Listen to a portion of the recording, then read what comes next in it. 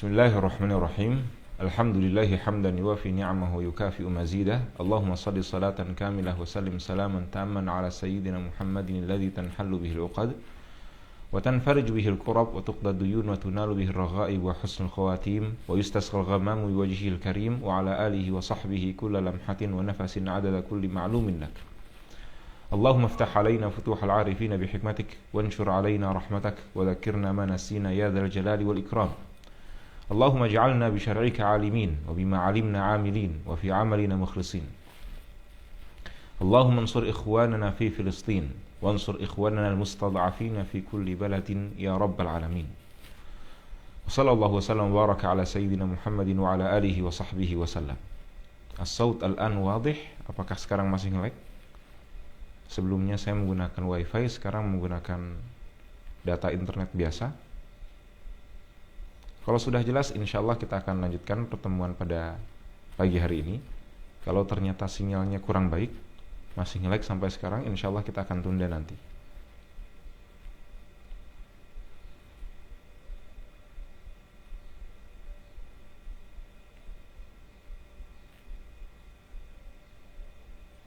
Sinyalnya bagus.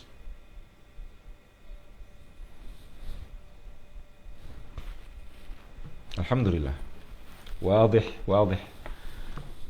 Ja'alallahu amrana wadihan.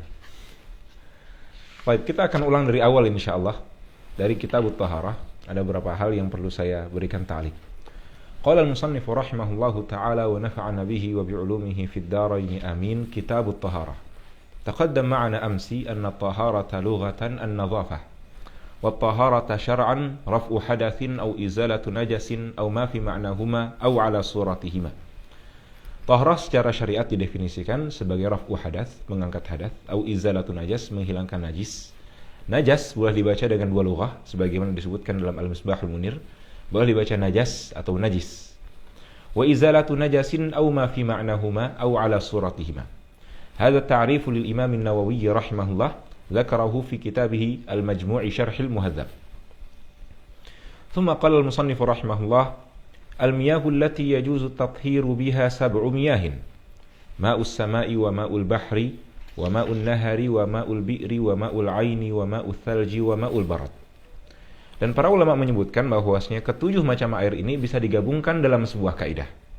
Kaidahnya berbunyi: ما نزل من السماء أو نبع من الأرض على أي صفة كان من أصل الخلقة.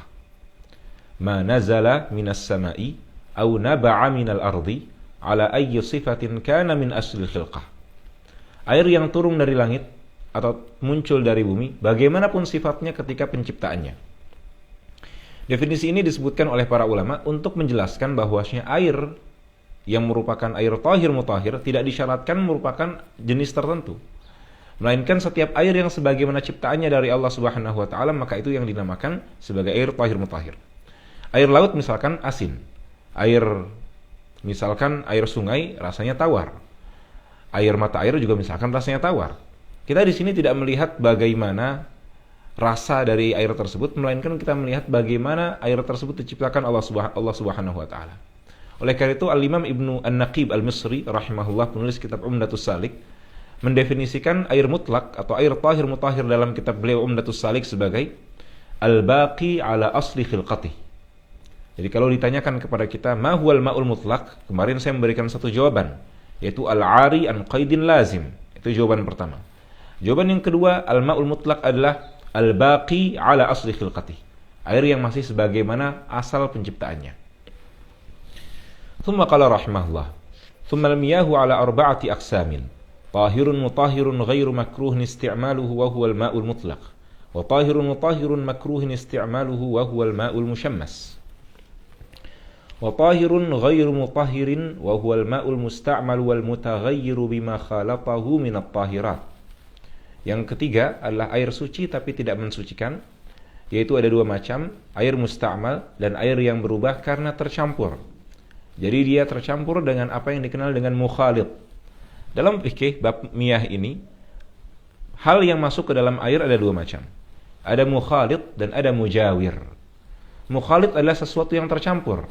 Sedangkan mujawir sesuatu yang tidak tercampur apabila masuk ke dalam air. Ambil contoh mukhalid misalkan seperti teh, seperti gula, yang kalau masuk ke dalam air tidak bisa dipisahkan lagi. Sehingga para ulama memberikan definisi dari mukhalid sebagai al-mukhalitu ma la yumkinu fasluhu 'anil ma'. Yang kalau sudah masuk ke dalam air tidak mungkin untuk dipisahkan lagi. Lain halnya dengan mujawir, seperti kayu apabila masuk air, kayu tidak akan merubah air. Karena kayu mujawir. Mujawir adalah ma yumkinu fasluhu 'anil ma', yang bisa dipisahkan dari air. Atau ma yatamayyazu bi ra'yil 'aini, yang bisa berbeda dengan penglihatan mata. Itu maksud dari mukhalid dan juga mujawir dalam pembahasan al-mutaghayyiru bima khalatahu min at-tahirat. Tsumma qala rahimahullah wa ma'un najis. Perkataan beliau wa ma'un najis maksudnya wa ma'un mutanajjis, air yang terkena najis. Dan air yang terkena najis ada dua, ada ma'un qalil dan ada ma'un katsir. Ma'un qalil adalah madunal qullatain, yang di bawah 2 kullah. Dan telah disampaikan kemarin 2 kullah itu 216 liter. Sedangkan al-ma'ul katsir adalah kullatani fa aktsar. 2 kullah atau lebih itu yang dimaksudkan dengan al-ma'ul katsir, yaitu 216 liter ke atas. Wa ma'un najisun wa huwa alladhi hallat fihi najasatun. Ini definisi secara umum dari air najis, air mutanajjis. Wa huwa alladhi hallat fihi ay alladhi waqa'at fihi najasatun. Wa huwa dunal qullataini, di sini wawunya haliyah, dan air tersebut itu di bawah 2 kullah, ya di bawah 216 liter. Au kana qullataini fataghayyar. Atau lebih dari 2 kullah akan tetapi berubah. Artinya al-ma'ul qalil in waqa'at fihi najasatun, maka shara mutanajjisan sawa'un taghayyara aw la. Adapun in kana katsiran, maka shara mutanajjisan in taghayyara, amma in lam yataghayyar fala yakun mutanajjisan. Air apabila banyak itu dilihat apakah dia taghayyur, berubah atau tidak. Kalau ternyata berubah maka najis, kalau tidak maka tetap suci. Tsumma qala rahimahullah wal qullatani 500 ritlin bil Baghdadi takriban fil asah. Dan telah saya sampaikan kemarin bahwa 500 ritlin bil Baghdadi takriban fil asah, 500 ritel. Ritel adalah ukuran yang digunakan oleh orang Arab. Kalau menggunakan dinar dia 90 mithqalan, 90 dinar. Kalau menggunakan dirham dia 128 4/7 dirham. Disampaikan dalam beberapa bait syair. Qala an-Nawawi 100 wa rub'uha wa ba'daha 3 tatba'uha. Tajma' laha 4 al-asba'i min dirhamin aidan bila niza'i. Ini merupakan 2 bait syair yang mengumpulkan 1 ritel itu berapa dirham. Dikatakan qala an-Nawawi 100 wa rub'uha wa ba'daha 3 tatba'uha. Tajma' laha 4 al-asba'i min dirhamin aidan bila niza'i.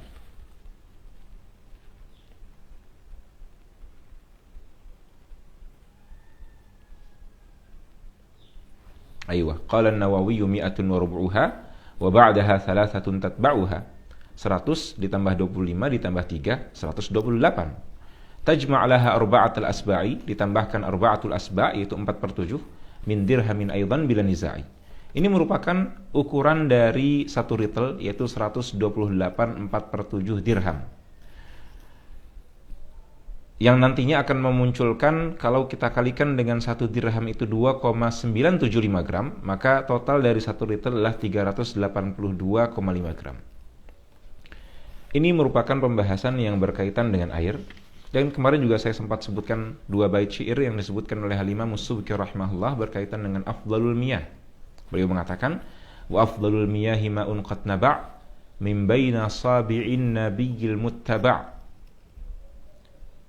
Yalihi ma'u zamzamin fal kautsari fanili misra thumma baqilan huri.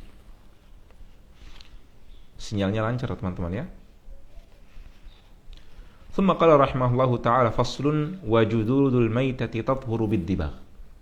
Al-juludu, kulit, ada 2 macam, ada juludul mudzakkati dan juludul maitati. Juludul mudzakkati tahiratun. Kulit dari hewan yang disembelih itu suci.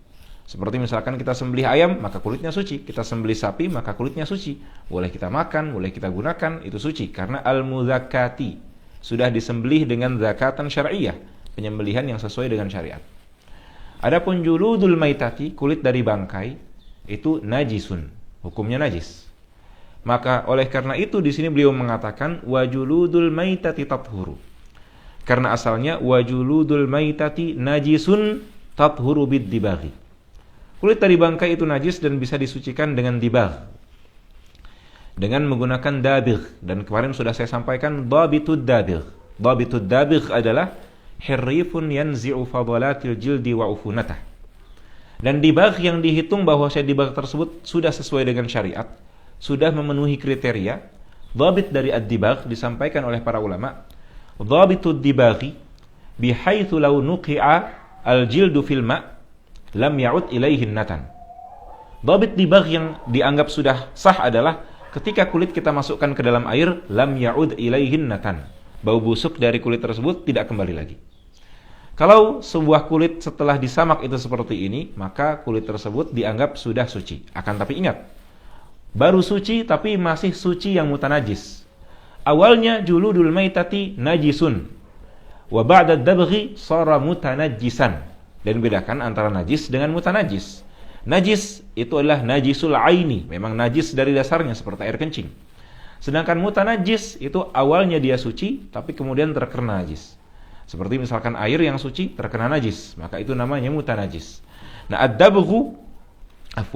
al-jildu qabla ad-dabghi najis wa ba'da ad-dabghi mutanajis. Ini kaidah yang saya sampaikan kemarin, wa'lam annal jilda ba'da ad-dabghi ka thawbin mutanajis. Ketahuilah bahwasanya kulit setelah didibagh itu seperti baju yang terkena najis. Illa jildal kalbi wal khinziri wa ma tawallada minhuma aw min ahadihima wa 'azmul maitati wa sya'ruha najisun illa al-adami. Thumma qala rahimahullah, faslun fi isti'malil awani. Al-awani jam'u aniyah wal aniyatu jam'u ina. Berarti al-awani jam'u jam'in. Dia jamak dari jamak. Al-awani yang dimaksudkan bukanlah sekedar wadah, al-wi'a dalam bahasa Arab, bukan itu, melainkan al-awani yang dimaksudkan mutlaqul alah, setiap alat. Baik, tidak boleh bagi kita menggunakan piring maupun gelas yang terbuat dari emas dan perak, tidak boleh. Demikian juga tidak boleh alat-alat yang lainnya seperti pisau yang terbuat dari emas dan perak. Tidak boleh bagi kita menggunakannya.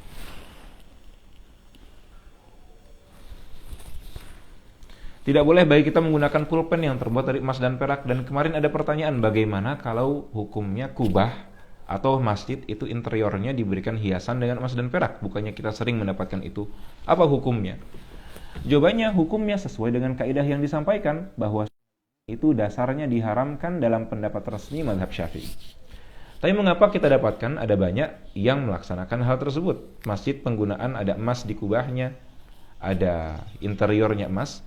Jawabannya, dalam hal ini memang dalam mazhab Syafi'i ada dua pendapat. Pendapat mu'tamadnya apa yang saya sampaikan sebelumnya, bahwa hal ini tidak diperkenankan, tapi pendapat lainnya mengatakan boleh-boleh saja.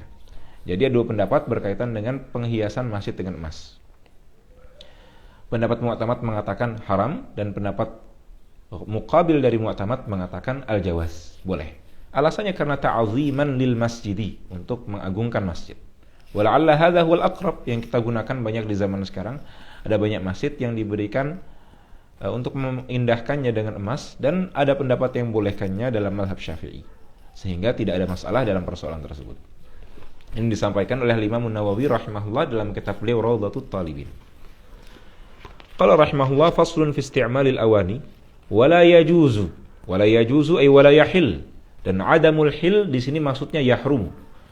Wa yahrumu isti'malu awani adh-dhahabi wal fiddati mutlaqan lirrijali wan nisa. Baik laki-laki maupun perempuan tidak boleh untuk menggunakan bejana atau setiap alat yang terbuat dari emas dan perak.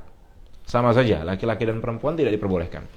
Wa yajuzu isti'malu ghairihima minal awani wa in kana aghla min adh-dhahab. Sekalipun lebih mahal daripada emas, maka boleh saja menggunakan dari berlian dan lainnya. Thumma qala rahimahullahu ta'ala, faslun fis siwak. As-siwaku lughatan ad-dalku wa alatuh. Siwak secara bahasa adalah menggosok atau alat yang digunakan untuk menggosok. Wa syar'an as-siwaku isti'malu 'udin wa nahwihi fil asnani wa ma haulaha. Isti'malu 'udin wa nahwihi fil asnani wa ma haulaha. menggunakan kayu atau semacamnya untuk digunakan di gigi dan sekitar gigi. Yang ini adalah yang dinamakan dengan siwak. Wasiwaku min sunanil mursalin. Siwak adalah sunnah dari para nabi. Nabi SAW dalam sebuah hadis mengatakan, hadza siwaki wa siwakul anbiya'i qabli. Dan disebutkan sebagai faidah bahwa orang yang paling pertama bersiwak, awwalu man istaka adalah Sayyidina Khalilur Rahman, Sayyidina Ibrahim alaihissalam. Sayyidina Ibrahim alaihissalam adalah orang yang paling pertama bersiwak. Jadi siwak itu sudah dari dahulu, sunnah-sunnah Nabi terdahulu dan juga sunnah dari baginda Nabi Muhammad SAW. Sampaikan di sini, wassiwaku mustahabbun fi kulli halin, dan siwak itu disunnahkan dalam setiap kondisi. Baru dalam pagi hari, siang hari, sore hari, malam hari, siwak itu disunnahkan dalam setiap kondisi. Qala wassiwaku mustahabbun, disunnahkan menggunakan apa? Siwak itu bisa menggunakan bikulli khashinin muzilin tahirin. Bikulli khashinin muzilin tahirin. Setiap benda yang khashin, yang dia itu padat, seperti kayu arak atau seperti sekarang sikat gigi. Muzilin yang bisa menghilangkan kotoran-kotoran yang ada di mulut, tahirin dan dia suci. Tiga qaid ini, kulli khashin tahir dan juga muzil, maka boleh bagi kita bersiwak dengannya dan dihitung sudah bersiwak sesuai dengan syariat. Jadi tidak harus menggunakan siwak yang kita ketahui. Sekarang kan seakan-akan siwak itu kayu tertentu yang digunakan, tidak seperti itu. Siwak yang dimaksudkan adalah isti'malu udin wa nahwihi, menggunakan kayu atau semacamnya. Fil asnani wa mahaulaha. Maka setiap hal tersebut dinamakan sebagai siwak, dan ini mendapatkan kesunahan yang diajarkan oleh Nabi sallallahu alaihi wasallam. Qala wasiwaku mustahabbun fi kulli halin illa ba'da zawal, ay illa ba'da zuhri, kecuali setelah tergelincirnya matahari, yaitu waktunya zuhur. Lis-shaimi, bagi orang yang sedang berpuasa, maka dimakruhkan seperti kita sekarang yang sedang berpuasa untuk bersiwak nanti ba'da zuhur. Dan makruhnya ini bisa babis saumi, dikarenakan perubahan dari mulut yang disebabkan berpuasa, karena menahan tidak makan, perut kita kosong, akhirnya kemudian muncul ada bau mulut. Di sini disunahkan untuk tidak bersiwak menghilangkannya. Karena kenapa? Karena Nabi SAW dalam hadis memuji bau mulut ini. Beliau mengatakan, la khulufu famis shaimi atyabu indallahi min rihil miski. Bau mulutnya atau berubahnya bau mulut dari seorang yang sedang berpuasa itu lebih dicintai oleh Allah Subhanahu wa taala, lebih wangi bagi Allah Subhanahu wa taala daripada wangi misk. Berarti di sini ada anjuran untuk istibqa'u al-khuluf, bukan izalatuh, untuk tetap membiarkannya. Sehingga istibqa'ul khulufi sunnah wa tarkus sunnati makruh. Oleh karena itu as-siwaku lis-shaimi ba'da zawali makruh. Kenapa kemudian fuqaha Syafi'iyah membatasinya ba'da zawal? Karena ba'da zawal adalah madhinnatu taghayyuril fami bisababis shaum. Karena setelah kosong dari mulai pagi sampai zuhur tidak ada makanan, kosong perutnya, sudah dalam bagian sahur itu sudah hilang, akhirnya kemudian mulut berubah. Maka kemudian karena ada perubahan bisababis shaum, maka dimakruhkan bagi seorang ba'da zuhur untuk bersiwak. Ini merupakan pendapat resmi dalam mazhab Syafi'i, tapi Al-Imam An-Nawawi rahimahullah, taba'an lil Muzani rahimahullah, demikian juga jumhur ulama mengatakan bahwasanya as-siwaku mustahabbun bila istitsna'in, tanpa ada pengecualian. Bahkan seorang berpuasa boleh bagi dia untuk bersiwak mulai dari pagi hari sampai kemudian maghrib. Tidak ada sama sekali larangan, atau larangan di sini maksudnya larangan secara karohah bagi dia untuk bersiwak. Ini pendapat Imam Nawawi rahimahullah, bahwa as-siwaku mustahabbun wa yajuzu lis-shaimi aidan an yastaka ba'da az-zawal. Boleh-boleh saja bila karahatin, tanpa ada makruh.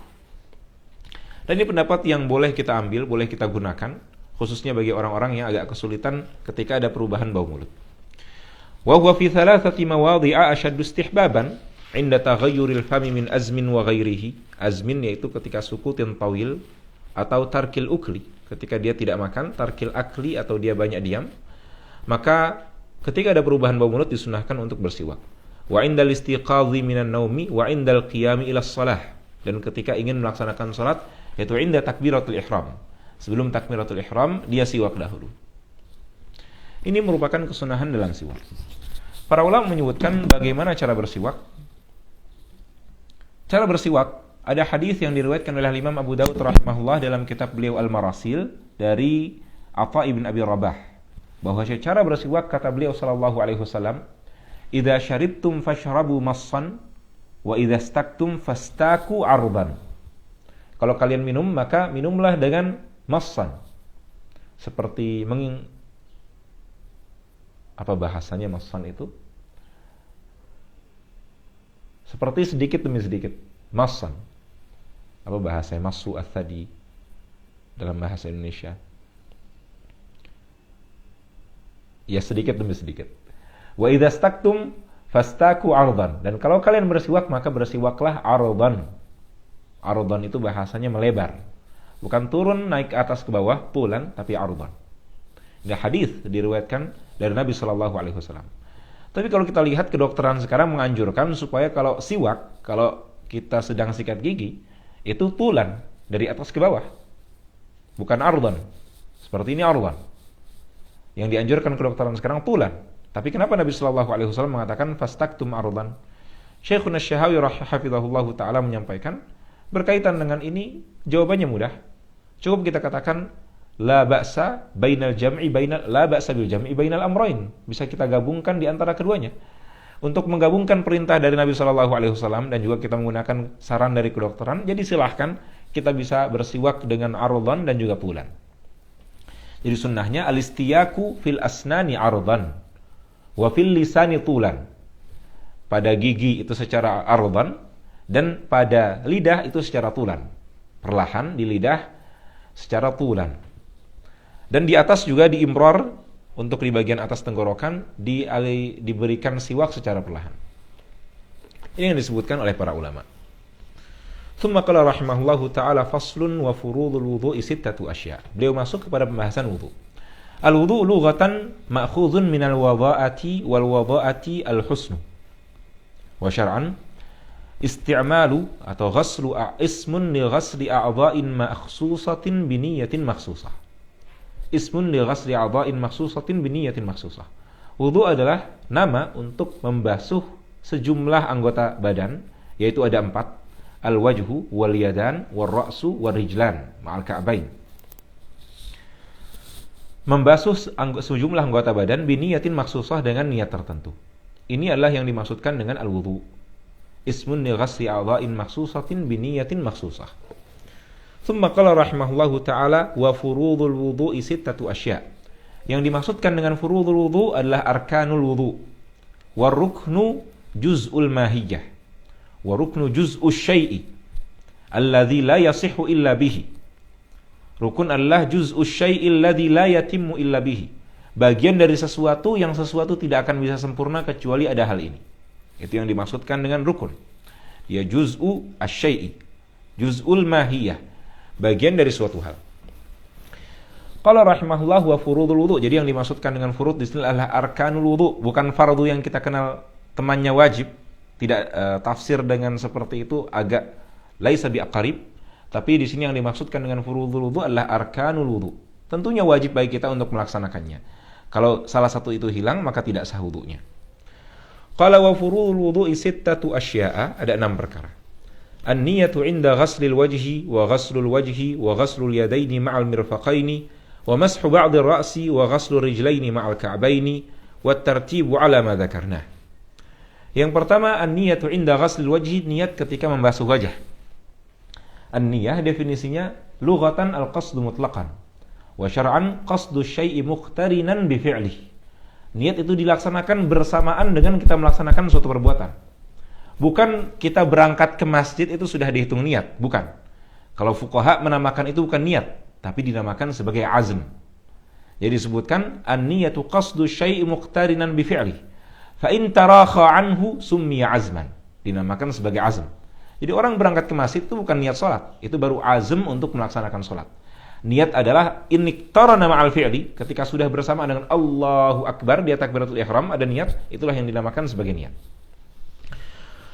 Termasuk dalam bab wudu ini, niat itu dilaksanakan inda ghaslil wajhi, ketika dia membasuh wajah, ay inda ghasli kullil wajhi, semua wajah. Karena Allah mengatakan dalam Al-Qur'an faghsilu wujuhakum, maka basuh semua bagian dari wajah kita, baik kulit maupun rambut. Dan para ulama menyebutkan bahwasanya rambut yang ada pada wajah itu ada 20. Syu'urul wajhi 20. Disebutkan dalam sebuah bait syair, syu'uru wajhin ghamamun wa syaribu wa hudbu 'ainin thumma fawqul hajibu anfaqatun ma'as sibali wal liha wa 'aridan ba'dal idhari asriha. Syu'urul wajhi itu ada 20, ghamamun wa syaribu, syarib kumis, wa hudbu 'ainin itu ini yang ada 4. Thumma fawqul hajibu, di atasnya alis. Anfaqatun, anfaqah yang ada di sini, ma'as sibali, sibal yang nanti ke bawah seperti ini. Jadi yang memanjang dari kumis itu namanya sibal. Anfaqatun ma'as sibali wal liha, lihyah. Wa 'aridan adalah brewok yang muncul di sini. Ba'dal idhar ini rambut yang muncul di sini, yang di sebelahnya kuping. Asliha. Wa sya'rul khaddaini, 2 rambut yang muncul di pipi. Thumma nafkatain, an-nafkatain rambut yang memanjang seperti ini. Ini an-nafkatain. Thumma nafkatain 'ishrunaha ka'addaha bighairi main. Totalnya kalau kalian hitung semuanya ada 20, itu semua 20 rambut wajib untuk dibasuh semuanya. Zahiran wa batinan illa lihyatal kathifata, dan juga al-'aridan al-kathifan, kecuali janggut yang tebal dan juga brewok yang tebal. Maka tidak perlu untuk dibasuh batinan, cukup dibasuh zahiran saja. Wa dhabitul kasafah, apa dhabit bahwasanya hal tersebut tebal? Jenggot yang tebal itu jenggot yang seperti apa? Yaitu ma la tura basharatuha fi majlisit takhatub. Ma la tura basharatuha fi majlisit takhatub, yaitu yang tidak terlihat kulitnya ketika berbicara. Itu yang dimaksudkan dengan jenggot yang tebal. Kalau jenggot saya ini jenggot tipis, masih kelihatan. Dan majlisut takhatub diberikan batasan oleh para ulama, yaitu salah satu azru', sekitar 3 zira'. 1 zira' itu 48 cm, berarti tinggal 48 cm dikali 3. Hasilnya sekitar 144 cm. Tamam. Sinyalnya jelas atau putus-putus? Ada yang berkomentar sinyalnya putus-putus? Alhamdulillah sebagian lancar. Alhamdulillah. Baik, qala rahimahullah wa ghaslul wajhi wa ghaslul yadaini ma'al mirfaqain. Membasuh kedua tangan ilal mirfaqain, sampai kepada mirfaq. Sesuai dengan firman Allah, faghsilu wujuhakum wa aydiyakum ilal marafiqi. Wa ghaslul yadaini ma'al mirfaqaini wa mashu ba'dir ra'si. Membasuh sebagian dari kepala. Kepala cukup walau ba'da sya'ratin, sekalipun cuma 1 helai rambut, bahkan setengah helai rambut itu sudah cukup. Jadi rambut yang ada di kepala sedikit, itu sudah cukup. Tapi sebagian putus-putus, tamam. La ba's, insyaallah kita tidak baca banyak hari ini. Nah, sekarang saya ingin menyebutkan mal farqu bainal ghasli wal mashi. Kenapa disebutkan ada ghasl dan ada masah? Allah mengatakan faghsilu wujuhakum wa aydiyakum ilal marafiqi wamsahu bi ru'usikum. Mal farqu bainal ghasli wal mashi, antara membasuh dengan mengusap. Al-ghaslu sayalanul ma'. Al-ghaslu itu sayalanul ma'. Membasuh adalah ketika airnya mengalir. Mengalir dalam artian airnya ketika kita berikan di kepala misalkan, dia bisa mengalir ke bawah. Itu al-ghaslu sayalanul ma'.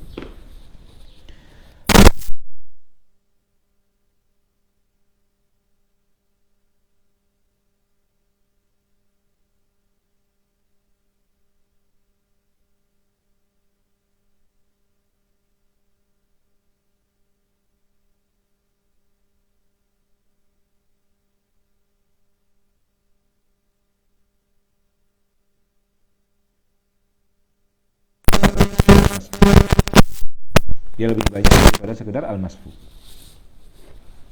Dan bagaimana kalau orang yang diminta dalam syariat adalah yang diminta untuk mengusap kepala? Bagaimana kalau orang malah membasuhnya? Atau seperti sebagian orang dibanjur dengan air? Apakah sah atau tidak? Sah, tidak ada masalah. Jadi selagi ada basah di kepala maka itu sudah cukup. Jadi qauluhu rahimahullah wa mashu ba'dir ra'si ay wusulul balan. Airnya ada basah di kepala. Wa ghaslur rijlaini ma'al ka'bain, dan terakhir adalah membasuh kedua kaki dengan kedua mata kaki, dan terakhir wat tartibu ala ma dzakarna. At-tartib alla yuqaddama 'udhun 'ala 'udhin. Jadi sesuai dengan urutannya.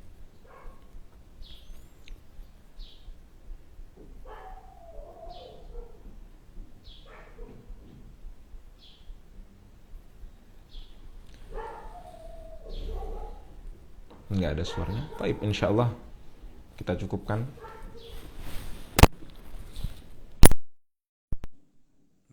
Tidak ada suaranya karena HP digeser. Sekarang ada suaranya?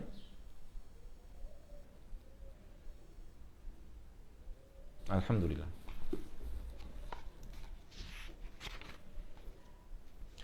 Qala rahimahullah wa sunanuhu 'asharatu asya'. Sunnahnya wudu itu ada 10. At-tasmiyah, yaitu al-basmalah, mengucapkan basmalah di awal wudu. Bismillahirrahmanirrahim, kemudian mulai berwudu. Wa ghaslul kaffaini qabla idkhalihim al-ina, kemudian membasuh kedua tangan, kedua telapak tangan. Kita punya al-yad. Al-yad itu dimulai dari ujung sini ke sini. Ini namanya al-yad. Tapi yang dimaksudkan yad dalam bab wudu adalah mulai dari ru'usul asabi' sampai mirfaq. Ini namanya yad. Saya jelaskan dahulu bagian dari tangan. Telapak tangan bahasa Arabnya kaffun. Kemudian tulang yang ada di sini bahasa Arabnya sa'idun. Sa'id. Dan tulang yang ada di sini bahasa Arabnya adud. Nah, dalam berwudu yang diwajibkan itu adalah mengalirkan air min ru'usil asabi ilal mirfaq. Ini yang dimaksudkan dalam firman Allah Subhanahu wa taala, faghsilu wujuhakum wa aydiyakum ilal marafiq. Dan disunahkan untuk ghaslul kaffaini. Ghaslul kaffain itu caranya langsung kedua tangannya. Disunahkan bagi kita untuk membasuh kedua tangan di awal wudu sebagaimana kita ketahui. Qala rahimahullahu taala wa ghaslul kaffaini. Sebelumnya wa mashu ba'd ar-ra'si wa ghaslur rijlaini ma'al ka'bain wa tartibu 'ala ma dzakarnahu wa sunanuhu 'asharatu asya'. At-tasmiyatu wa ghaslul kaffaini qabla idkhalihim al-ina, sebelum memasukkannya ke dalam ina. Bagi orang yang wudunya dengan masukkan tangannya ke dalam ember, maka itu disunahkan bagi dia sebelum masukkan tangannya untuk mencuci tangan dahulu. Qala wa ghaslul kaffaini qabla idkhalihimal ina, sebelum masukkannya ke dalam ina, ke dalam wadah. Wal matmadatu, dan berkumur, wal istinsyaqu, istinsyaq yaitu masukkan air, idkhalul ma'i ilal fam, afwan ila al udhun. Wa mashu jami'ir ra'si, dan mengusap seluruh kepala. Ini muru'atan li khilafil Imam Malik rahimahullah, karena Imam Malik mewajibkan untuk mengusap semua kepala. Karena firman Allah Subhanahu wa taala, wamsahu bi ru'usikum, menurut Imam Malik adalah bikulli atau bi jami'i ru'usikum, dengan semuanya. Ada khilaf oleh para ulama dalam istinbat terhadap ayat ini.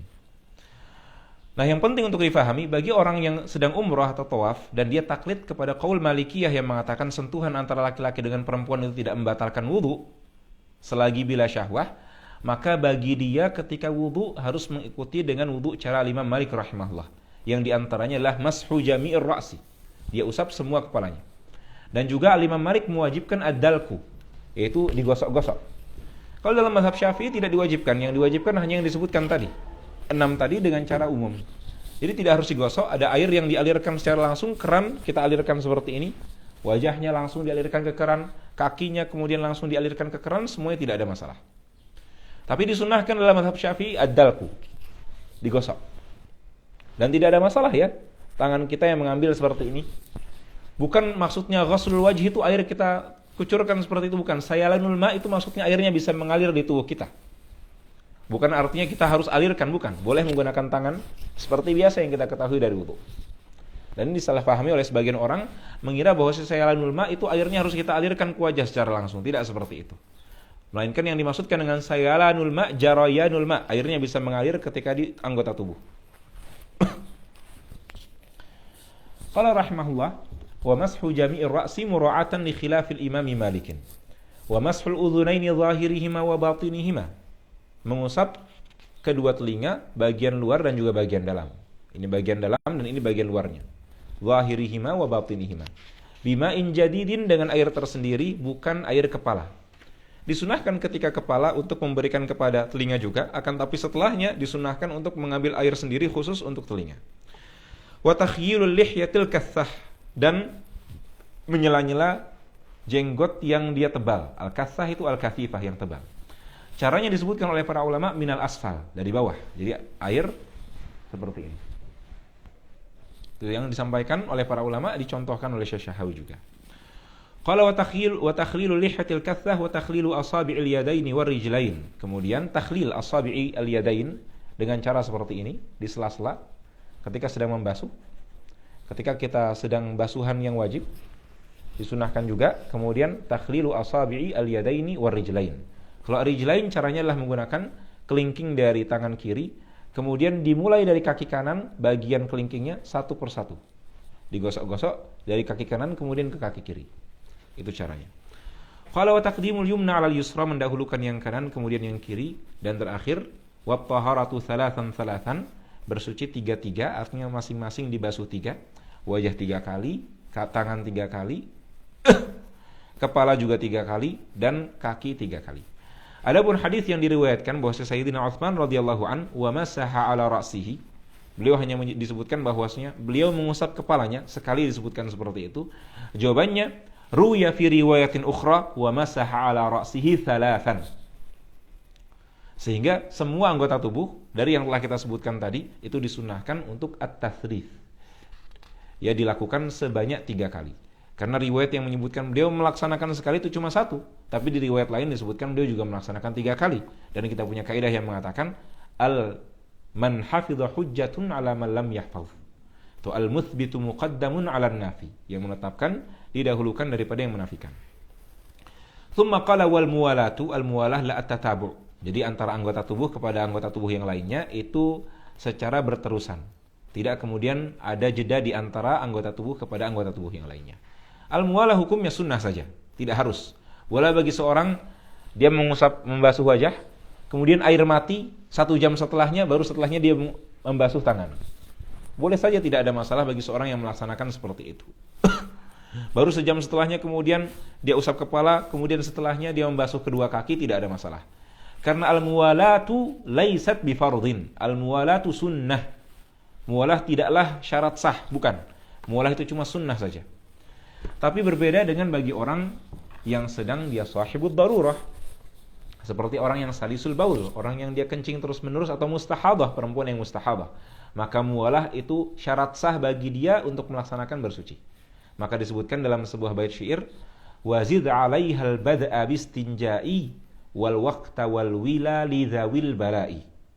Wazid 'alaiha al bad'a bistinja'i wal waqta wal wila lidzawil bala'i. Bagi orang yang dia sahibud darurah, orang yang terkena bala, seperti misalkan al-mustahadah dan juga man bihi salasul baul, maka ditambahkan 3 syarat sah dalam wudu, yaitu al-bad'u bil istinja, mulai dengan istinja dahulu, wal waqta, sudah masuk waktu, wal wila, dan al-muwalah lidzawil bala'i, bagi orang yang mendapatkan musibah. Tsumma qala rahimahullahu ta'ala fassun, hadzal fasl ma'qudun fi bayani ahkamil istinja. Wal istinja wajibun minal bauli wal ghaid. Istinja itu wajib dari air kencing, dari mengeluarkan kencing dan juga kotoran. Para ulama menyebutkan definisi dari istinja ma'khudun minan najwi wa huwal qat'u. Wa syar'an istinja adalah izalatul kharijin najisil mulawwithi bima'in au hajarin au bihima. Istinja adalah izalatul kharij, membersihkan al-kharij yang keluar, an-najis yang dia itu najis, al-mulawwith yang basah, yang mengotori. Bima'in dengan menggunakan air, au hajarin atau menggunakan batu, au bihima atau menggunakan kedua-duanya. Ini menunjukkan kepada kita bahwasanya dalam wudu, dalam istinja kita boleh menggunakan 1 dari 3 hal. Al-jam'u bainal hajari wal ma', awil ma'u faqat, awil hajaru faqat. Sehingga au di sini dalam nahwu namanya lil ibahah. Artinya boleh kita yajuzul iktisaru ala wahidin, juga yajuzul jam'u bainahuma. Qala rahimahullah wal istinja'u wajibun minal bauli wal ghaiti. Wal afdalu an yastanjiya bil ahjari thumma yutbi'aha bil ma'. Yang paling terbaik adalah menggabungkan dengan batu kemudian dengan air. Karena al hajaru yuzilul aina wal ma'u yuzilul athar. Kalau hajar itu menghilangkan ainnya, sedangkan air itu menghilangkan athar. Dan sebenarnya tidak harus dengan batu. Jadi al-ahjar ini laisa biqaidin, tidak harus menggunakan batu. Melainkan para ulama mengatakan bahwasanya istinja itu boleh menggunakan yajuzu bikulli jamidin tahirin qali'in ghairi muhtaram. Kulli jamidin tahirin qali'in ghairi muhtaram. Setiap benda yang padat, bukan cairan, setiap benda yang suci, setiap benda yang dia qali' itu muzil, yang bisa menghilangkan, dan ghairi muhtaram, tidaklah muhtaram. Setiap benda yang tersifatkan dengan sifat ini maka boleh bagi kita menggunakannya dalam istinja. Istinja di sini sama saja ya, depan maupun belakang. Maka tadi disebutkan minal bauli wal ghaiti. Termasuk di antaranya di zaman sekarang adalah tisu. Maka boleh bagi kita untuk menggunakan tisu baik untuk di belakang maupun di depan, kubul maupun dubur, baul maupun ghait. Boleh. Karena tisu itu jamid, tahir, qali' dan ghairu muhtaram. Tapi yang penting perlu untuk diberikan catatan, tisu ini mindil, bukan mindil mablul, bukan tisu basah. Karena tisu basah itu tidak kering. Sedangkan syaratnya tadi an yakuna jamidan, dia harus benda padat yang kering. Kalau tisu basah maka tidak boleh menggunakan tisu basah. Dengan istinja dengan tisu basah saja. Kalaulah dia menggunakan tisu basah maka harus dibarengi dengan air setelahnya. Tidak bisa dengan tisu saja. Karena kenapa? Karena tisu basah itu basah. Kalaulah basahnya ini terkena najis yang ada di kita, maka basahnya ini akan menjadi mutanajis. Bukannya malah mensucikan, malah memperbanyak najis yang ada pada kita. Maka diperhatikan, boleh menggunakan tisu, tapi bukan tisu basah, harus tisu yang kering. Dan ketika menggunakan tisu yang kering, bukan 1 kali usap, tapi sama seperti batu. Batu 3 kali usap, demikian juga tisu harus 3 kali usap. Qala rahimahullah wal afdalu an yastanja bil ahjar, yang dimaksudkan dengan hajar di sini kullu jamidin tahirin qali'in ghairi muhtaram. Tsumma yutbi'aha bil ma', kemudian setelahnya menggunakan air. Wa yajuzu an yaktasira 'alal ma'i aw 'ala 3 ahjarin wa in wujidal ma'. Sekalipun air ada, boleh tetap menggunakan hajar saja. Boleh tetap menggunakan tisu saja. Misalkan di toilet air banyak tapi mungkin ada orang yang ingin menggunakan tisu saja, apakah boleh? Boleh, tidak ada masalah. Qala rahimahullah wa yajuzu an yaktasira 'alal ma'i aw 'ala 3 ahjarin yunqi bihinnal mahal. Yunqi maksudnya yuzil, atau yang maksudnya yunadhif, yang dia bisa membersihkan tempat mahalun najasah yang keluar. Fa idza arada al-iktisara 'ala ahadihima fal ma'u afdal. Kalau dia ingin menggunakan salah satu, maka yang paling terbaik adalah air. Karena al-hajaru yuzilul 'aina wa la yuzilul athar. Wal ma'u yuzilul 'aina wal athar. Maka ma' itu lebih baik daripada hajar. Qala wa yajtanibu istiqbal al-qiblah. Di sini beliau akan menyebutkan kepada kita sunnah-sunnah bagi orang yang sedang istinja, yang sedang membersihkan dari buang air atau cebok ya bahasa mudahnya. Wa yajtanibu istiqbal al-qiblati wastidbaraha fis sahra'i. Dan wa yajtanibu ay wujuban, dan wajib bagi dia untuk menjauhi, tidak boleh bagi dia untuk menghadap kiblat atau membelakangi kiblat, melainkan harus tidak sesuai dengan arah kiblat. Wa yajtanibu istiqbal qiblati wastidbaraha. Tapi kapan? Fis sahra, kalau dia buang hajatnya di padang pasir, bukan di tempat yang ghairi mu'addin liqada'il hajah. As-sahra maksudnya adalah al-makani ghairil mu'addi liqada'il hajah, tempat yang tidak disiapkan untuk qada'il hajah. Orang ketika buang hajah di padang pasir atau di tempat falah misalkan, seperti di padang pasir, maka haram hukumnya menghadap kiblat atau membelakangi kiblat. Bagaimana kalau fi baitil khala? Bagaimana kalau fil hammam? Memang di toilet. Para ulama menyebutkan kalau di toilet kasusnya dalam mazhab Syafi'i, maka la yahrumu bal la yukrahu istiqbalul qiblah wala istidbaruha. Kalau posisinya di toilet, maka kita ketika sedang buang hajat tidak dimakruhkan, bahkan tidak diharamkan, bahkan tidak makruh hukumnya untuk menghadap kiblat atau membelakangi kiblat. Jadi kalau sebagian kita melihat di toilet kok ini posisi toiletnya itu menghadap kiblat atau membelakangi kiblat, yang seperti ini kan makruh. Jawabannya dalam mazhab Syafi'i tidak dimakruhkan juga tidak diharamkan. Boleh-boleh saja. Karena larangan yang disampaikan oleh Nabi sallallahu alaihi wasallam itu mahmulun 'ala as-sahra. Dibangun bahwasanya larangan di sini kalau seorang buang hajat dilaksanakan di sahra. Tapi kalau di WC memang di tempat yang disiapkan untuk buang hajat, maka tidak diharamkan juga tidak dimakruhkan. Tapi tentunya al-afdal, yang paling terbaik bagi seorang untuk tidak menghadap kiblat. Tapi kalau kita bicara dari segi hukum, apakah haram? Tidak haram. Apakah makruh? Tidak makruh. Jadi tidak perlu untuk kemudian kita berlebihan dalam masalah ini, tapi juga baiknya bagi kita untuk menjaga adab. Ya mimbabil adab, sekalipun misalkan WC-nya itu mengarah kiblat, maka kita agak miring sedikit supaya tidak benar-benar menghadap kiblat. Ini disampaikan oleh Syekh Syahawi. Qala rahimahullah wa yajtanibu istiqbal qiblati wastidbaraha fis sahra'i. Lihat ya, as-sahra. Amma fi al-makanil mu'addi li qada'il hajah, maka fala yahrum wa la yukrah. Qala wa yajtanibul bawla wal gha'ita fil ma'ir rakidi, dan dia menjauhi buang air kecil dan juga buang air besar di air yang tenang. Al-ma'ir rakid itu al-ma'is sakin, yang dia tenang tidak bergerak. Hukumnya makruh kalau air milik air sendiri. Tapi kalau air milik orang lain maka hukumnya haram. Qala wa yajtanibu, di sini artinya yajtanibu bisa yahrum au yukrah, tergantung apakah ma'u nafsihi atau ma'u ghairihi. Qala wa yajtanibul bawla wal gha'ita fil ma'ir rakidi, di air yang tenang. Wa tahta syajaratil muthmirah, di bawah pohon yang berbuah. Wa fit tariq, dan juga di jalan yang dilewati oleh orang-orang, al-maslukah. Wa dhil, di bawah naungan. Wa thuqbi, dan juga di lubang. Di sini semuanya dimakruhkan bagi dia untuk buang air atau buang hajat di tempat-tempat ini. Wala yatakallamu 'alal bauli wal gha'id, dan di wala yatakallam di sini maksudnya yukrahu at-takallum. Dimakruhkan untuk berbicara dalam kondisi dia sedang buang air kecil atau buang air besar. Jadi hala al-khuruj, ketika sedang buang air besarnya atau buang air kecilnya, itu dimakruhkan. Adapun berbicara di kamar mandi tapi bukan dalam kondisi keluar buang hajat, maka tidak dimakruhkan ya hukumnya, kecuali zikir. Kalau zikir maka dimakruhkan. Seperti orang yang mandi, nanti akan disebutkan orang mandi disunahkan untuk membaca basmalah, maka basmalahnya dalam hati, bukan basmalahnya dilafadzkan. Kalau dalam posisi dia mandinya mandi di kamar mandi. Tapi kalau mandinya di sungai, maka basmalahnya bisa dilafadzkan. Qala wala yastaqbilu syamsa wal qamara. Wala yastaqbilu syamsa wal qamar, di sini makruh.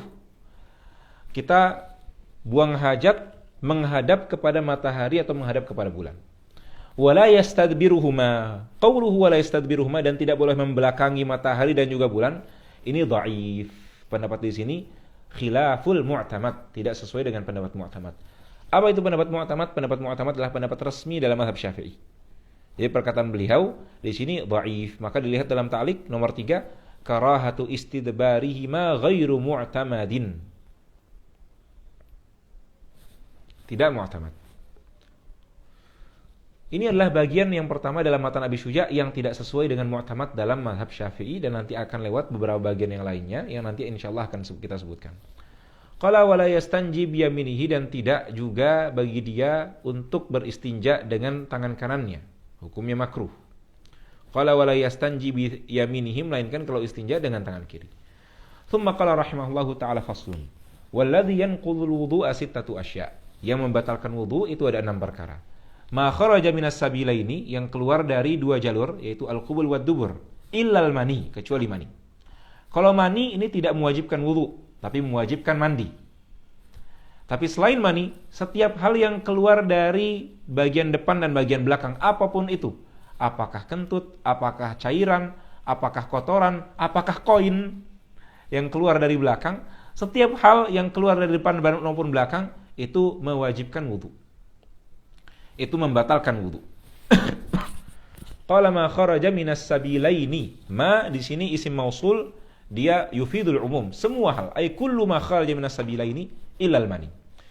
Tsumma wan naumu ala ghairi hayatil mutamakkin. Tidur tapi dalam posisi yang tidak kuat. Al-mutamakkin maksudnya adalah al-mumakkini maq'adatahu minal ardi.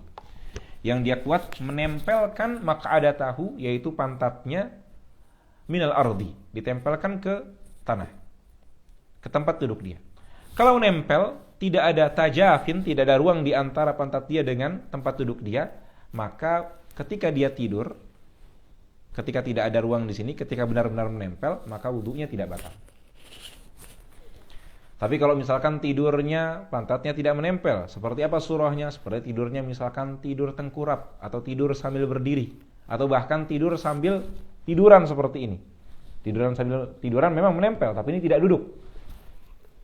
Tidur itu bisa membatalkan wudu, kecuali tidur orang yang duduk dalam kondisi pantatnya menempel, ya. Ini yang dibahasakan dengan tamkin, yaitu mumakkinun maq'adatahu. Maq'adah itu maksudnya pantat. Maq'adatahu minal ardi. Qala wan naumu ala ghairi hayatil mutamakkin, sesuai dengan hadis Nabi sallallahu alaihi wasallam, wika usahi al-ainan, faman nama falyatawadda. Tsumma qala rahimahullah wa zawalul aqli, akal hilang bisukrin au marad. Karena sukrin, karena mabuk, au maradin, atau sakit. Misalkan atau pingsan atau koma, maka orang yang hilang akalnya seperti itu batal wudunya. Walamsur rajulil mar'ata al-ajnabiyyata min ghairi hail. Seorang laki-laki menyentuh perempuan ajnabiyah min ghairi hail, tanpa ada penghalang. Sentuhan kulitnya, setiap kulitnya ketika disentuh maka batal wudunya. Al-mar'ah al-ajnabiyyah. Perempuan ada dua macam, ada mahram dan ajnabiyah. Mahram adalah man haruma nikahuha ala ta'bid, yang haram untuk dinikahi selamanya. Sebabnya ada 3. Asbabul mahramiyah thalathah, yaitu an-nasab, war-radha'u, wal-musaharah. Totalnya nanti ada 18 perempuan yang haram bagi kita untuk menikahinya. Sab'un bin nasab, wa sab'un bir radha', wa arba'un bil musaharah. Nah, selain perempuan mahram, kita menyentuh dia maka membatalkan wudu. Termasuk adalah istri, karena istri bukan mahram. Mahram itu yang haram dinikahi, istri tidak haram untuk kita nikahi. Maka menyentuh istri dalam mazhab Syafi'i itu membatalkan wudu. Sama saja bi syahwatin atau bila syahwah. Sama saja amdan atau bi ghairi amdin. Jadi qauluhu lamsur rajulil mar'atil ajnabiyyah min ghairi hailin mutlaqan. Secara mutlak, sengaja tidak sengaja. Apakah ada syahwat atau tidak ada syahwat? Semuanya membatalkan wudu menurut mazhab Syafi'i rahimahullah. Adapun yang mendapatkan kesulitan dalam hal ini dan membutuhkan karena sering sekali tersentuh antara dia dengan perempuan, maka bisa mentaklid pendapat Al-Imam Malik rahimahullah yang mengatakan bahwasanya lamsu ar-rajuli al-mar'ata la yanqudul wudu in kana bighairi syahwah. Kalau tanpa syahwat maka tidak membatalkan wudu. Tapi ingat, kalau menggunakan pendapat Imam Malik dalam hal ini, maka seyogyanya bagi dia untuk wudu dengan cara wudunya Imam Malik, yaitu dengan cara mashu jami'ir ra's dan juga ad-dalku, digosok-gosok ketika wudunya. Dan ini disampaikan oleh Imamul Bajuri, ya, dianjurkan untuk taklid mazhab Al-Imam Malik rahimahullah ketika kita sedang tawaf misalkan, atau ketika ada kebutuhan yang harus tersentuh dengan istri bagi seorang suami, maka dia bisa taklid pendapatnya Al-Imam Malik rahimahullah. Qala walamsur rajuli al-mar'ata al-ajnabiyyata. Di sini yang dimaksudkan dengan ar-rajul al-mar'ah adalah yang sudah besar. Besar ini maksudnya apa? Besar bukan maksudnya baligh. Besar disebutkan oleh para ulama, dhabit dari al-kibar atau al-kabir di sini adalah yaitu bihaitsu balagha haddan yushtaha, atau ma yushtaha inda dzawit tiba'is salimah, yang sudah disukai menurut orang normal. Jadi orang normal menganggap bahwasanya laki-laki ini sudah disukai atau perempuan ini umurnya sudah disukai. Sehingga kalau masih kecil, masih umur 5 tahun, 6 tahun, 7 tahun, ini tidak membatalkan wudu. Dan hal ini sebagaimana disebutkan oleh Imam Nawawi rahimahullah kembali kepada urf. Dan urf masing-masing negeri itu berbeda. Kalau dalam kitab fikih disebutkan dihitung perempuan atau laki-laki sudah besar umur berapa? Umur 8 tahun. Dan saya tidak paham kalau di Indonesia umur 8 tahun ini masih kecil sekali, masih kelas 2 SD. Atau kelas 1, kelas 8 tahun ya kelas 2 atau kelas 3 SD, masih kecil sekali. Tapi kalau di Mesir orang-orang 8 tahun sudah besar-besar, maka wajar dikatakan 8 tahun ini sudah besar. Tapi kalau orang ragu bahwasanya ini masih kecil atau sudah besar, maka hukum asalnya adalah al-aslu baqa'ut taharah. Hukum asalnya adalah sucinya tetap. Sehingga ketika dia ragu, apakah dia sentuhan ada anak kecil yang nyentuh dia, dan dia ragu apakah anak kecil ini masuk kepada bagian yang kabir atau tidak, maka hukum asalnya adalah tidak. Dia tidak membatalkan wudu karena al-aslu baqa'ut taharah.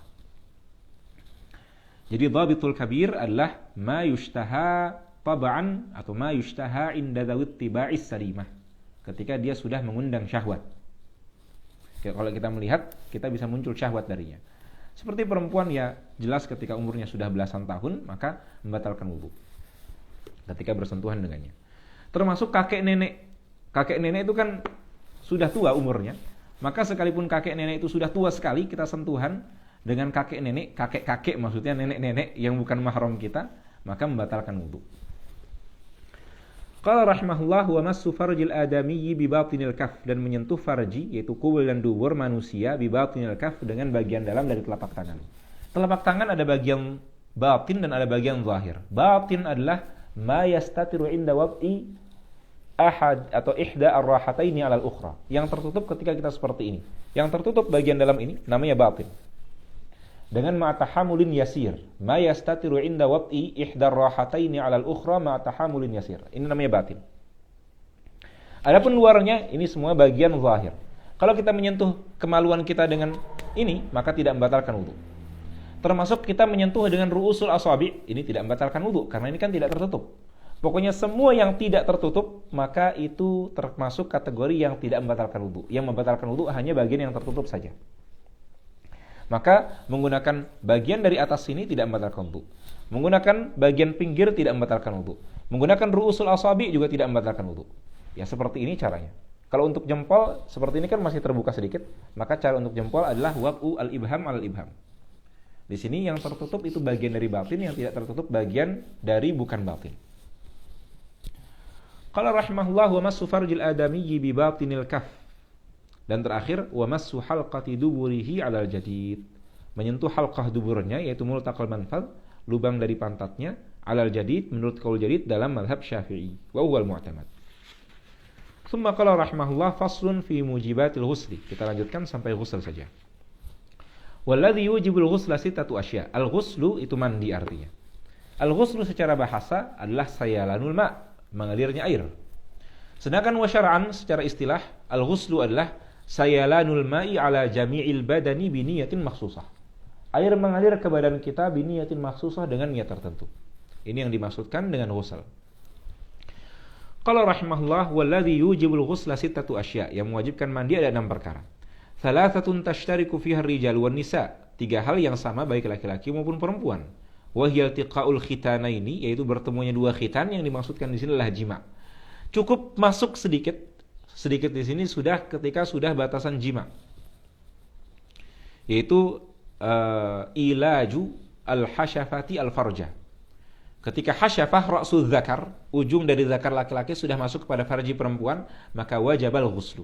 Nabi sallallahu alaihi wasallam mengatakan dalam sebuah hadis, "Idzal taqal khitanani wajabal ghuslu." Faqat wajabal ghuslu. Ketika ada 2 khitan yang bertemu, maka telah diwajibkan mandi. Sama saja apakah keluar mani atau tidak, maka diwajibkan mandi. Qala wa inzalul mani, kemudian mengeluarkan mani. Mengeluarkan mani tidak selalu lewat jima. Dan jima juga tidak selalu keluar mani. Kalau dalam nisbah mantiqiyah ini dinamakan al-umum al-khususul wajhi. Tidak selalu. Karena keluar mani bisa dengan cara jima, selain jima. Qala wa inzalul mani, mengeluarkan mani, wal mautu, dan juga mati. Setiap jenazah itu wajib untuk dimandikan oleh kaum muslimin ala sabili fardhil kifayah. Ghairu syahid, kecuali orang yang mati dalam kondisi syahid. Maka tidak wajib untuk dimandikan, bahkan hukum memandikannya itu haram. Kama sayati fi babi salatil janazah. Seorang yang syahid, ketika dia syahid, maka dia tidak dimandikan, juga tidak disolati, tidak dimandikan, tidak disolati, melainkan dia hanya sekedar dikafankan dengan pakaian dia, kemudian dikuburkan. Jadi yang diwajibkan bagi orang yang syahid itu hanya 2 saja, yaitu al-kafan, dikafani, dan juga ad-dafn, didafn. Apa dafn itu? Dikubur. Dan tidak diwajibkan 2 hal yang lain, yaitu as-salatu wal ghuslu. Tidak diwajibkan untuk memandikan dan juga disolati bagi orang yang syahid. Karena orang yang syahid itu dia apabila misalkan terkena darahnya itu darah yang suci, darah suci dalam artian dia akan dibangkitkan di hari kiamat di sini, di sana nanti dalam kondisi dia syahid juga. Dan juga tidak disolati. Kenapa? Karena seorang syahid itu insyaallah dia sudah diampuni oleh Allah Subhanahu wa taala sehingga tidak disolati. Ini hikmah yang disebutkan oleh para fuqaha. Tapi kalau ingin melihat dalilnya, alasannya adalah karena Nabi Shallallahu Alaihi Wasallam tidak memandikan mereka dan juga tidak mensolati mereka, sebagaimana disebutkan dalam perang Uhud. Ada hadisnya dari Nabi Shallallahu Alaihi Wasallam, bahwasanya asy-syahidu la yughsal wa la yusalla alaihi. Tidak dimandikan dan juga tidak disolati. Ini bukan hadis ya, ini teks bahasa Arab. Tapi disebutkan hadis Nabi Shallallahu Alaihi Wasallam, hadis fi'li yang dilaksanakan oleh Nabi Shallallahu Alaihi Wasallam. Dan yang definisi dari asyahid adalah man mata fi qitalil kuffari bisababi harbin. Orang yang mati dalam kondisi berperang dengan orang-orang kafir. Yang mati dikarenakan sebab peperangan. Ini adalah definisi dari perang. Orang yang syahid dalam medan perang. Allahumma ja'alna minasyuhada. Qala rahimahullah wa thalathatun takhtassu bihan nisa wa hiya al-haid wan nifas wal wiladah. 3 hal yang khusus bagi perempuan yaitu haid, nifas, dan juga melahirkan. Melahirkan walau min tariqin ghairil mu'tad, sekalipun melalui jalur yang tidak biasanya. Sama saja apakah melahirkannya lewat farji atau melahirkannya misalkan dengan cara proses sesar, maka keduanya wajib untuk mandi. Tapi tentunya mandinya apabila dia sudah mampu, maka baru mandi setelahnya. Hal ini kembali kepada bagaimana apa yang disampaikan oleh dokter.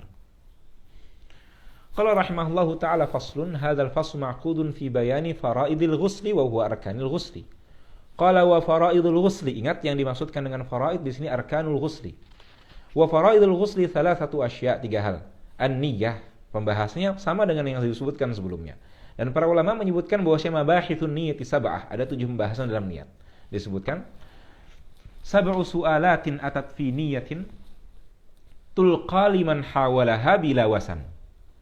Haqiqatun hukmun mahallun wa zaman. Kaifiyatun syartun wa maqsudun hasan. Sab'u su'alatin atat fi niyyatin tulqa liman hawalaha bila wasan. Haqiqatun hukmun mahallun wa zaman. Kaifiyatun syartun wa maqsudun hasan. Disampaikan oleh Imam At-Tatai Al-Maliki. Qala wa faraidul ghusli thalathatu asya' an-niyyatu wa izalatun najasati in kanat ala badani. Kalau ada najis di badannya, maka harus dihilangkan sebelum mandi. Tapi najis ada 2, an-najasatul ainiyah dan an-najasatul hukmiyah. In kanatin najasatul ainiyah yajibu izalatuha bi ghaslin mustaqil, dengan basuhan tersendiri. Tapi in kanatin najasatul hukmiyah, maka yakfi ghaslatun wahidah, ghaslatun lil izalah wa ghaslatun lil ghusli. Cukup 1 basuhan saja untuk menghilangkan kalau najisnya najis hukmi. Bedanya najis aini adalah yang masih ada sifatnya, laun, rih dan juga ta'amnya, atau masih ada bentuknya. Kalau najis hukmi yang sudah tidak ada bau, tidak ada rasa dan juga tidak ada warnanya. Sayati insyaallah fi babin najasah. Qala an-niyyatu wa izalatun najasati in kanat ala badanihi wa isalul ma'i ila jami'i sya'ri wal basharah. Dan mengalirkan air ke setiap bagian kulit. Baik bagian luarnya, baik kulit maupun juga rambut, semuanya harus terkena air. Semua bagian luar kita, zahiril badan, itu harus dikenakan air. Maka bagian dari dalam tidak harus, seperti mulut tidak harus kumur-kumur, juga bagian dalam hidung tidak harus juga, tapi disunnahkan. Al-matmadah wal istinsyaq fil ghusli, hukumnya sunnah, kama sayati. Jadi rukun dari wudu ini cuma 3 ini, an-niyah wa izalatun najasati in kanat ala badani wa yusalul ma ila jami'i sya'ri wal basharah. Tapi yang lebih tepat bagi kita untuk memasukkan di sini, faraidul ghusli sebenarnya itu hanya 2 saja, yaitu an-niyatu wa isalul ma ila jami'i sya'ri wal basharah, ila jami'il badan maksudnya, ila jami'i zahiril badan. Dan izalatun najasa in kanat ala badani ini masuk kepada syaratus sihah, syarat sah, bukan masuk ke dalam dari rukun dari mandi itu sendiri. Jadi kesimpulannya faraidul ghusli ala tahqiq itsnan, ada 2 saja, yaitu an-niyah wa isalul ma ila jami'i zahiril badan, yang dibahasakan oleh beliau ila jami'i sya'ri wal basharah. Tsumma qala rahimahullah wa sunanuhu 5 asya', sunnah dari mandi 5 perkara, at-tasmiyah, mengucapkan basmalah, wal wudu'u qablah, ay wal wudu'u kamilan qablahu, wudu' secara sempurna. Jadi benar-benar wudu' ka wudu'is shalah. Mula-mula kita ketika ingin mandi, kita basuh tangan. Kemudian setelah itu kita wudu. Kita basuh tangan, kemudian bersihkan bagian kubul dan dubur. Kemudian setelah itu wudu. Wudu seperti wudunya kita sholat. Wajah dahulu, kemudian tangan, kemudian kepala, kemudian kaki. Setelahnya kemudian mandi. Jadi al-wudu wudu'an kamilan, wudu secara sempurna, qablahu ay qablal ghusli. Qala wa imrarul yadi 'alal jasad, digosokkan tangannya ke badan. Ini sunnah hukumnya. Wal muwalatu, dan muwalah. Muwalah itu at-tatabu'. Jadi benar-benar berkesinambungan. Jadi 1 kemudian melaksanakan setelahnya, bukan kepala keramas kemudian setelahnya 1 jam baru basuhkan yang lain, tapi melainkan secara langsung. Tapi muwalah ini hukumnya kembali lagi hanya sunnah saja, tidak diwajibkan. Dan terakhir wa taqdimul yumna 'alal yusra, mendahulukan bagian wa taqdimu yumnal badan, yumna al jasad 'ala yusra al jasad. Mendahulukan bagian kanannya dahulu, kemudian setelahnya bagian kiri. Caranya disebutkan oleh fuqaha, mula-mula mandi ini kita membasuh tangan, kemudian setelahnya membersihkan bagian depan dan bagian belakang, kemudian wudu secara sempurna, kemudian mulai dengan kepala dahulu. Kepala dialirkan air. Setelahnya kemudian bagian depan dari badan, bagian kanan, kemudian belakangnya, kemudian kiri, kemudian belakangnya, Kemudian setelah itu yata'ahadul ma'atif, dia memperhatikan bagian-bagian lipatan seperti ketiak dan bagian-bagian lipatan yang ada, dipastikan air itu masuk semuanya, maka dengan itu maka mandi itu sudah dianggap sah. Dan bahkan mandi sekalipun cuma nyemplung ke dalam air itu sudah sah ya, karena yang dimaksudkan dengan mandi adalah isalu al-ma' ila jami'il badan, ay ila jami'i zahiril badan. ثم قال رحمه الله تعالى فصل هذا الفصل معقود في بيان أحكام الاغتسالات المسنونة والأغسال المسنونة. Mandi-mandi yang disunahkan. Qala rahimahullah wal ightisalatul masnunatu 17 ghuslan, mandi yang disunahkan ada 17. Ghuslul jumu'ah. Ghuslul jumu'ah ini liman hadara salatal jumu'ah. Bagi orang yang hadir salat Jumat. Sama saja apakah laki-laki maupun perempuan. Perempuan itu boleh hadir salat Jumat, dan perempuan kalau melaksanakan salat Jumat, maka ini cukup bagi dia, tidak perlu melaksanakan salat zuhur. Qala ghuslul jumu'ah ay liman hadaraha, bagi orang yang hadir. Qala wal idaini, dan mandi untuk Idul Fitri dan Idul Adha. Kalau Idul Fitri dan Idul Adha di sini lil jami', untuk semuanya.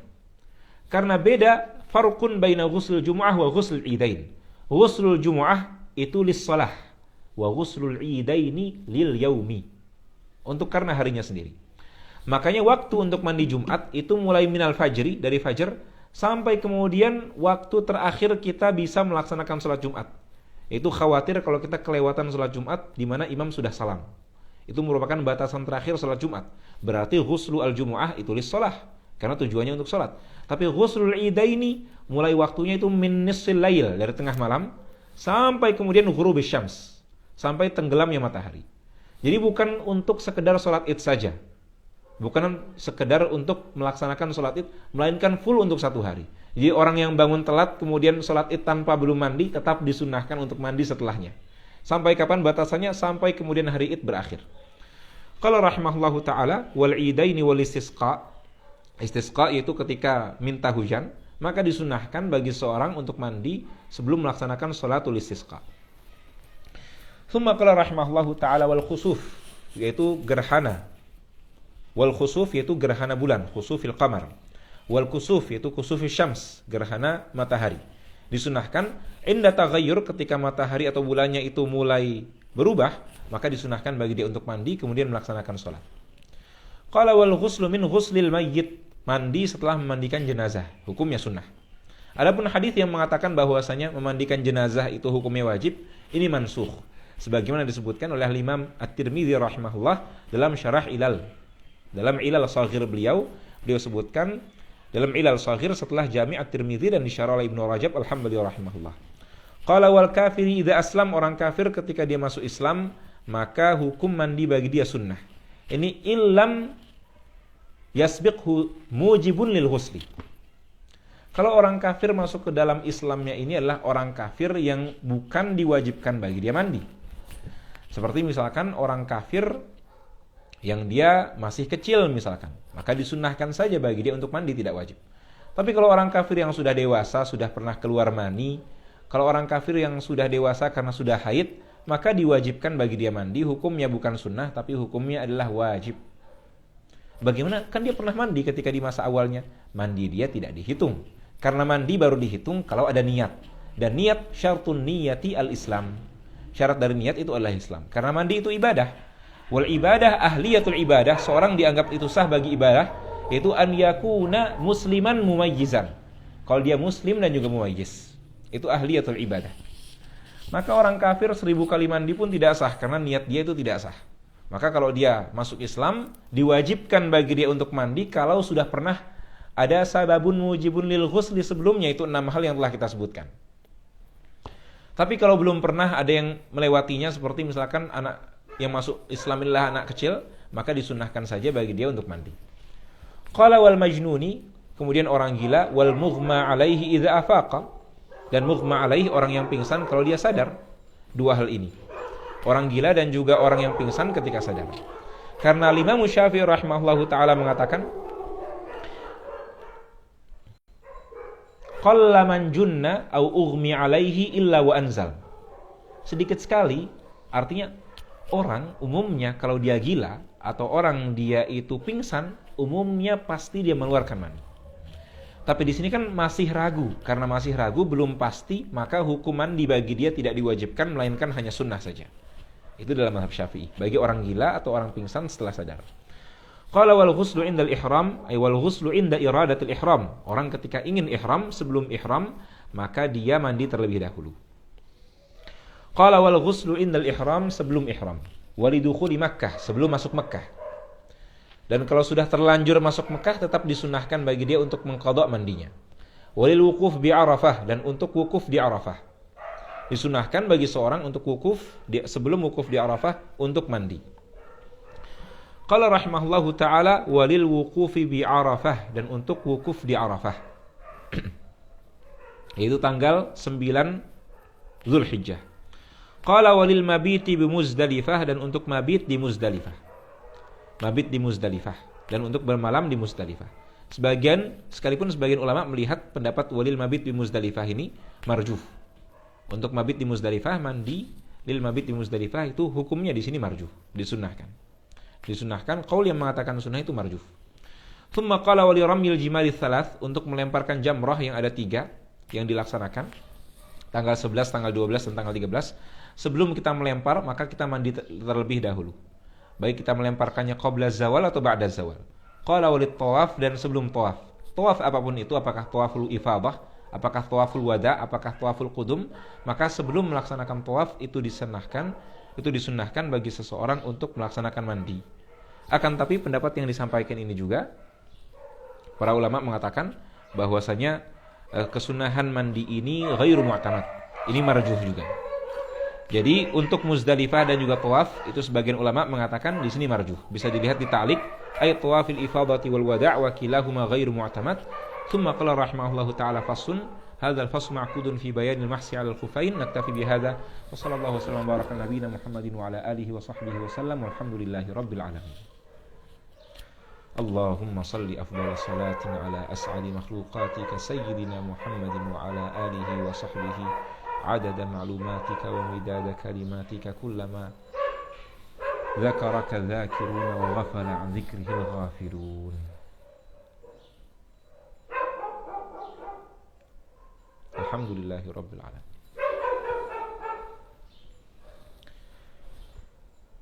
Insyaallah kita bertemu lagi hari Rabu, ya hari Ahad dan hari Senin, Selasa kita libur. Insyaallah kita bertemu lagi Rabu ini.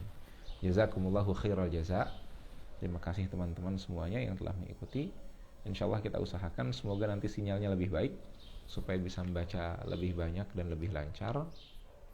Dan kalau ada pertanyaan ahlan ya, kalau ada yang mau bertanya ahlan. Ahlan wa sahlan bil masyayikh jami'an. Ahlan bi Syekh Rahmat.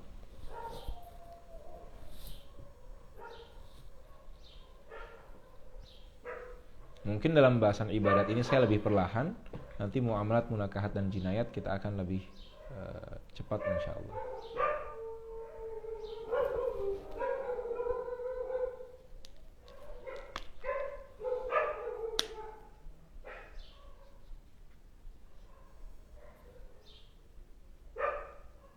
Baik, insyaallah kita cukupi dengan ini. Astaghfirullahaladzim, astaghfirullahaladzim, astaghfirullahaladzim. Subhanakallahumma bihamdika asyhadu an la ilaha illa anta astaghfiruka wa atubu ilaik. Ustaz, afwan, apakah seorang mendapat pahala dengan azam untuk melakukan kebaikan? Dapat. Ya, orang ketika niat saja melaksanakan kebaikan, maka itu mendapatkan pahala. Bagi yang mau live, ahlan ya, sudah boleh. Kalau ada yang mau bertanya, saya bisa menjawab pertanyaannya insyaallah. Sesuai dengan hadis Nabi sallallahu alaihi wasallam yang diriwayatkan, beliau mengatakan man hamma bi hasanatin falam ya'malha katabahallahu indahu hasanatan kamilah. Barang siapa yang meniatkan amal kebaikan,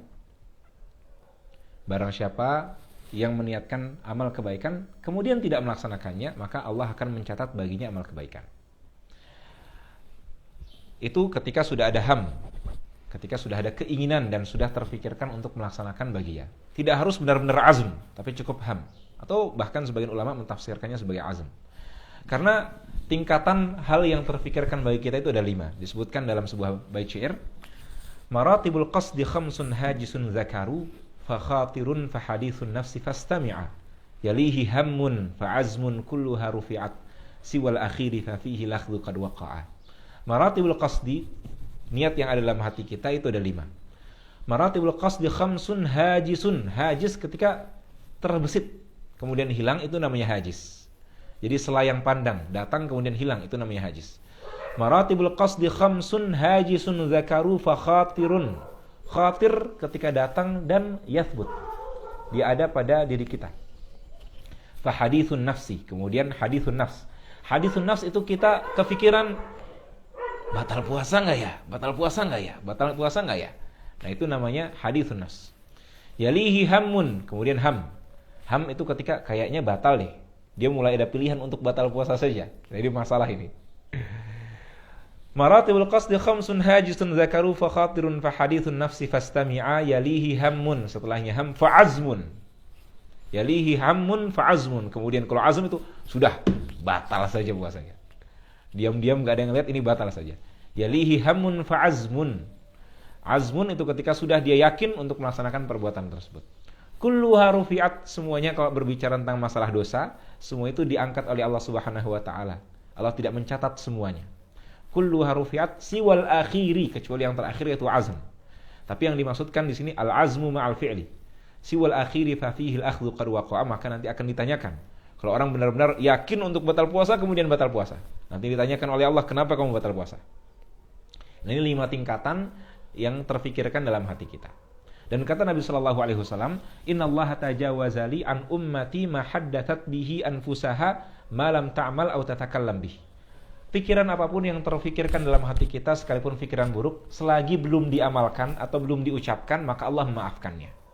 Maka tadi disampaikan, kulluha rufi'at siwal akhiri fa fihi al-akhdhu qad waqa'a. Insyaallah bait syairnya nanti saya share di story Instagramnya, bisa dilihat. Itu pertanyaan pertama. Kemudian pertanyaan selanjutnya, perbedaan al-mashu dan al-ghaslu. Ustaz, tadi terpotong. Ahlan. Al-ghaslu sayalanul ma'. Al-ghaslu mengalir, itu ketika airnya mengalir. Al-ghaslu sayalanul ma'i. Sayalan maksudnya jarayanul ma'. Ketika kita kenakan airnya itu bisa kita alirkan di anggota tubuh kita. Al-ghaslu sayalanul ma'i. Wal mashu wusulul balali bila sayalan. Wal mashu wusulul balali bila sayalan. Al mashu itu sekedar basah tanpa harus mengalir. Jadi kalau kita ambil air seperti ini namanya ghasl. Tapi kalau kita celupkan air kemudian tangan kita basah, ini namanya masah. Ya, al-ghaslu sayalanul ma'i wal mashu wusulul balali bila sayalan. Selanjutnya, apakah boleh mandi sunnah Jumat dan janabah jadi satu? Boleh. Karena kaidah fikihnya di sini boleh bagi kita menggabungkan antara niat wajib dengan niat sunnah. Sehingga boleh saja bagi kita untuk menggabungkan keduanya. Sehingga mandi Jumat dan mandi wajib boleh digabungkan, niatnya satu. Sehingga dia mendapatkan pahala keduanya, pahala mandi wajib dan juga pahala mandi sunnah. Selanjutnya, Ustadz, kan syahid tidak dimandikan dan disolatkan, tapi gimana kasus dari paman Nabi Hamzah yang wafat di perang disolatkan 70 kali itu?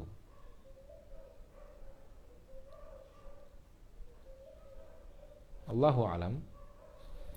Berkaitan dengan hadis ini coba saya lihat insyaallah. Saya kurang tahu kisahnya. Nanti insyaallah saya lihat. Selanjutnya, rambut saya panjang, rambut di dekat telinga, apakah ketika membasuh muka rambut tersebut wajib dibasuh juga? Rambut di dekat telinga, maksudnya di sini. Ketika di sini selagi masih masuk kepada bagian haddul wajhi, maka wajib untuk dibasuh. Haddul wajhi itu mim manabiti sya'ri ra's ila azzaqan dan ma baina watadil udhunain. Ini namanya watad. Yang lembut ini namanya watad. Waw, tal dan ta dan dal. Selagi semua rambut itu masih bagian dari wajah koridor ini, maka semuanya wajib untuk dibasuh. Kemudian, apakah keberkatan antara al-awani dengan bab taharah? Maksudnya apakah hubungan antara bab awani dengan bab taharah?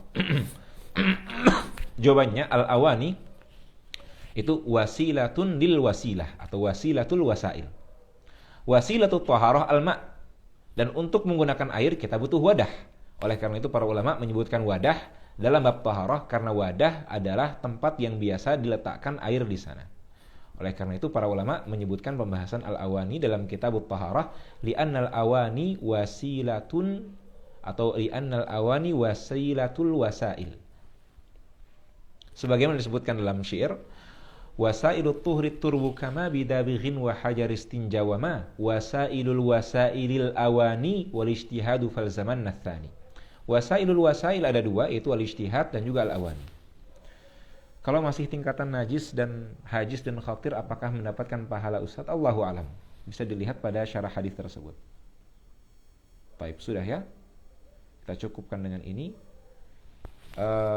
Insyaallah nanti akan saya share soal di story Instagram, bisa dijawab ya, untuk melihat apa yang telah kita pahami dari pembahasan ini. Kita tutup dengan istighfar 3 kali dan doa kafaratul majlis. Astaghfirullahalazim, astaghfirullahalazim, astaghfirullahalazim. Subhanakallahumma bihamdika asyhadu an la ilaha illa anta astaghfiruka wa atubu ilaik. Insyaallah kita ketemu lagi hari Rabu jam 5.30 waktu Kairo, jam 10.30 waktu Indonesia. Jadwal kajian kita mungkin akan panjang, nanti ada beberapa pertemuan yang butuh 2 jam. Jadi harapannya supaya kitabnya bisa kita khatamkan dalam waktu 15 pertemuan selama Ramadan ini. Allahumma amin. Dan diusahakan hadir semuanya ya. Ada banyak yang menyarankan kepada saya untuk melanjutkan kitab selanjutnya setelah habis syuja. Jauhnya bergantung kepada apakah absensinya ini lengkap atau tidak. Jadi kalau absensinya banyak yang hadir full 15, nanti insyaallah akan saya lanjutkan. Baik, hakadha fatahallahu alaikum jami'an futuhal arifin.